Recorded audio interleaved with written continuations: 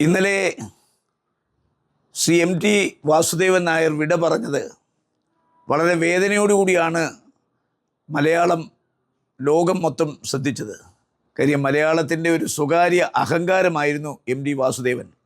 സാഹിത്യത്തിലും ചെറുകഥാരംഗത്തും സിനിമയിലും അതുപോലെ തന്നെ തിരക്കഥാരംഗത്തും സംവിധാന രംഗത്തുമൊക്കെ മായാത്ത വ്യക്തിമുദ്ര പതിപ്പിച്ച MTക്ക് പകരം വയ്ക്കാൻ ഒരാളില്ല എന്നുള്ളതാണ് സത്യം. നമുക്കറിയാം, നമ്മുടെ മലയാള ഭാഷാ പിതാവെന്ന് പറഞ്ഞാൽ തുഞ്ചത്ത് എഴുത്തച്ഛൻ, ആ തുഞ്ചൻ സ്മാരകമൊക്കെ ഇന്ന് കാണുന്ന നിലയിലേക്ക് എത്തിക്കാൻ കാരണഭൂതനായത് ശ്രീ MT വാസുദേവൻ നായരാണ്. സാഹിത്യത്തിലും സിനിമയിലും അദ്ദേഹത്തിൻ്റെ സംഭാവനകൾ, അതിലെടുത്തു പറയാൻ കഴിയുന്ന രണ്ടു കാര്യങ്ങൾ, ഒന്ന് രണ്ടാമൂഴമാണ്. അതുപോലെ തന്നെ രണ്ടാമൂഴം കഴിഞ്ഞാൽ പിന്നെ ഒരു വടക്കൻ വീരഗാഥയാണ്.